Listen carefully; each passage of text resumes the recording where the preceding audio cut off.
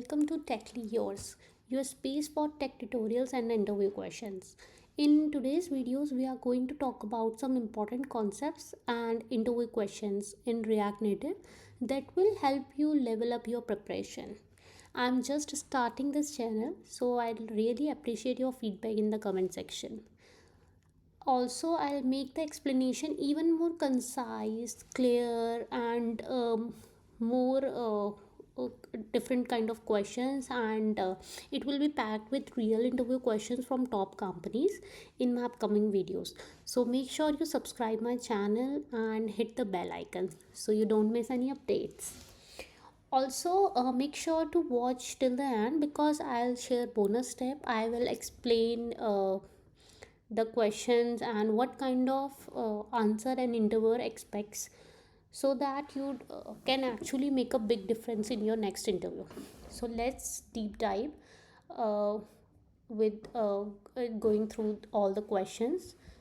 So first, we must have a React Native knowledge if you are going through this.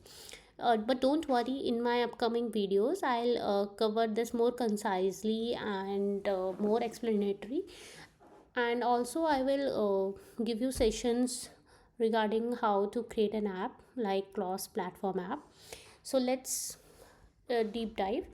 So what to expect in an interview? So mostly in React Native interview, what I have seen is it will start from basic concepts, and then the interview will deep dive into advanced techniques and the concepts. So first, make sure you have your basics clear. Then your interview will definitely be focused on practical applications and problem solving. Then there will be discussion and questions related to your project. So make sure whatever you are adding in your resume, you know it very clearly, and you know what kind of techniques have been used, and whatever, because there will be definitely a cross questioning regarding those projects. Also, because this is a React Native interview, so definitely the interview will ask you JS related concepts, and there are a number of cases where interviewer asks you to solve some coding question as well. So make sure your JS concepts are very clear. I will also make videos on JS interview questions, so don't worry. Also, there will be some real life scenario based questions as well, because interviewer will because we are working in React Native, so we are creating mobile application, and in today's era everyone is using a mobile app. So definitely there will be some real life scenario, real life challenges, how you will decode them. Interviewer will definitely ask you. So the basic concepts of React Native, that is like components, you he will ask you what is component, and reuse, how you will make sure that there are reusable UI components. You must have understanding what is functional and what is class component. These days we are using functional component mostly. Also, in my upcoming slide I'll explain this more. Then we have a state. What is state? Data that changes over the time, and that will affect the UI as well. There will be some rendering and other API calling and something there will be there, and it is very very crucial for our app. Then we have props. So props, what are props? These are basically data passed from parent to child components. This is one way data flow, so mostly we use a state. We make very less use of props. Then definitely you will be asked what are lifecycle methods, or the interviewer can say explain the life cycle of React Native. So what it is? It is mount, update, and then unmount. Mount is basically when the app is loaded, or you can say the component loads, the UI is render. That is mounting.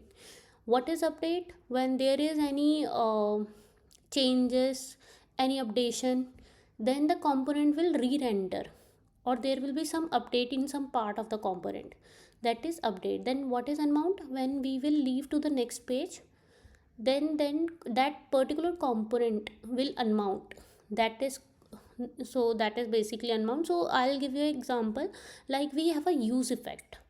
There we have a dependency array. So when we go into the app use effect calls, that is mount, there will be some function inside that, that is update. And when we go to another UI, then we have one return statement in the use effect, that is unmount. Then what are the some popular interview question? So first is explain the difference between state and prop. So this will be a fundamental question. The interview will check your fundamental understanding. So what is the state? That is an object that is stored inside a component and that can be changed over a time. But prop is, that is short for properties. Data is passed from a parent component to a child component, and a prop is a immutable, but state is mutable. What is mutable? Mutable is which can be changed over the time. We have set state and use state. We make use of those to change our state. Then the component itself will manage the state, but prop will be managed by my parent. These are the basic answer the points. Then we have, what are the advantages of React Native?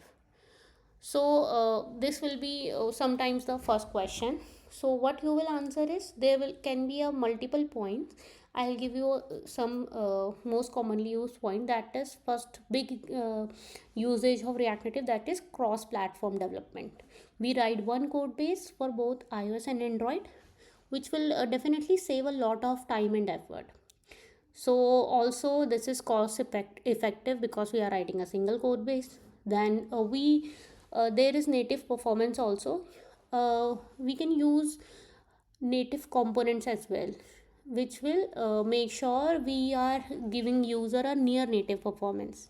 And its community is large. We have a large ecosystem. There are ample number of libraries and plugins, and it is easier to find solution and support. Then we have the next question is, how do you handle navigation in React Native? So as whenever we use any app, there is some navigation associated with that. So first you can tell the interviewer that you will make use React navigation. That is a standard library for handling navigation in React apps. It supports stack, tab, drawer navigation as well. So simply by using npm install, we can install the library and we can make use of these. Then we have a wrapper, that is navigation container, which is inside our root. So that is applicable. Even you can give example like how to use stack, tab and draw navigation. Also my other question is, describe your experience with performance optimization. So this checks your ability to build efficient apps, because everyone knows everyone can copy the code from anywhere, but a real experienced developer is the one who will make sure that the app is optimized, it is giving good feel to the customer, and they will then only use that. Because if you don't know these practices, it will be difficult for a good to create a good app. So what in this, what you can say is, you can just tell the interviewer that yes, you have worked on improving the performance of React Native apps by identify the bottlenecks like using the tools Flipper and React Devs. And you can also mention that you by using react.memo, use callback and use memo, we can prevent unnecessary update. That will make sure that our app is highly optimized. Also what we can do is, we can reduce app load time by implementing code splitting and lazy loading, and image caching as well. Also on the network side, what we can do is we can optimize API calls by batching request and using caching strategies. So these are some practices you can mention that you have used in your previous projects. Then what is the reason behind this is, that employers wants to check to ensure that a candidate have a solid foundation, that they have actually worked on real life apps. So you should mention these kind of things. Then we have functional component and class component. So as I mentioned, these days we are using functional component mostly. Class components are were used in older versions. So functional components are simple, they are not complex. Otherwise, on the other hand, class components are complex. And if we want to render any state, we have to use this dot, but in functional component we can directly call any hook or any state. Then this is simple difference which what I just mentioned now. Then we have state management. This is widely asked question, state management in React Native. So first is local state, that is a simple use state. You can just go through this. Then we have context API, that is sharing the data across multiple components without prop dealing. So this is a good for smaller apps, but if you have a larger and a complex app, we you must use Redux. I'll create the video on this also, how to use Redux, what is Redux. So basically for now you can just understand this as like this is a centralized state management for large scale app. Mostly most of the app we use Redux or Mobex. We have like action reducer in this. So what is the best practice? If you have a simple one UI component, you will start with a local state, that is user state. Then move to the context if needed. That is, if your app becomes a little larger, then you can make use of context, and scale to Redux when your app becomes a large scale app. Then we have navigation in React Native. We have three type of navigation: stack, tab, and draw navigation. As you can see in the image, we have this one, this screen, then this. What is this? This is a stack, one above one. Then suppose we have two buttons in this screen. So this is tab 1, this is tab 2. If I'll tap on this, one screen will open or the component will change. If suppose in this screen, I'm in this screen, I have a button here, also in this screen I have a button here. So what is that? That is a drawer navigation. If I'll tap on that, a list will be open, and from those icon I can tap on any one and I'll move to a next screen. That is drawer navigation. So this is a simple code snippet of stack navigation. We have first we have to declare a cons, like I have declared here as a stack. We will call import this create a stack navigator from React navigation. Then for stack navigation, first we have to like put like stack dot navigator, and inside that navigator we have multiple screens. So when I want to go to this screen, I can directly use this name, push and all. I can directly call this name and this component will be rendered. Okay, so this is the basic one. You have to go through these and study these. I'll also create videos on these. Then many times it will be asked like how you handle user input and forms, what are the common practices. So you have to mention like using text input, you have done that, like we have, or any other thing you can mention. I have just put text input. What we have in text input, we have value, that is the data here. Whenever the text is changed, this function will be called, and this will also update here. Then we have control versus uncontrolled. This is a very widely asked question, I can say. What are control components? React state, like which manages the input value, we know this.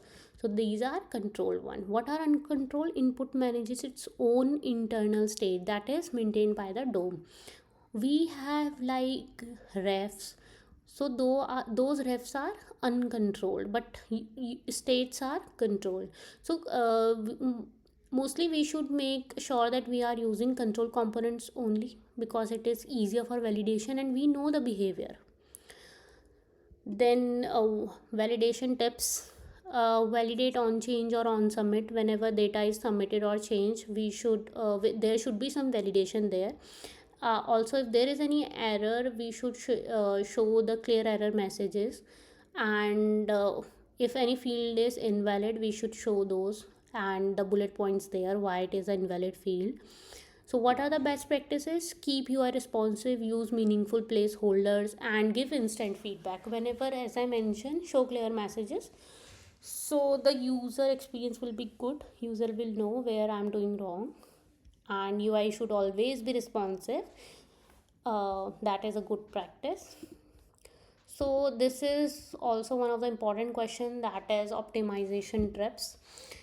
These are the common pitfalls, like in some apps we have unnecessary re-rendering. If that is not handled properly, the UI will call again and again. There will be some calculation also. Unoptimized image, that is one of the main cause. Inefficient list rendering. Inline arrow function, make sure you are using arrow functions properly. Not everywhere you can use arrow functions. Then if there is too many state updates or heavy logic in the UI thread, that will also cost us the optimization issue. So what are the best practices? So the best practices are, we should use react.memo, use callback, use memo to avoid unwanted re-render, so that in every render, when we go to the page again, there will not be API calls or calculation again, because our data is retained somewhere. Then we should make sure that we are using optimized images. Resize function should be there. Then make sure we are using flat list, section list, not scroll view. If the data is large, you should use flat list and section list. Why? Because data will come one by one, not in one go. If data will come in one go, it will definitely hamper our user experience. Then make sure you are using lazy loading and code splitting. These are JS terms again, as I mentioned in the starting. So I'll also give about these in my next videos, but you should be aware of the JS concepts as well. Then also keep monitoring your app performance with the Flipper or React Native dev tools. We have multiple dev tools in React Native. There we can see our API calls, how data is being rendered.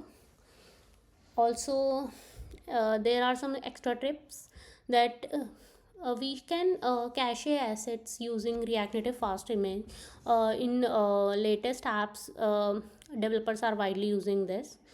Then minimizing the re-render chain by splitting components. Always make sure your component is not large.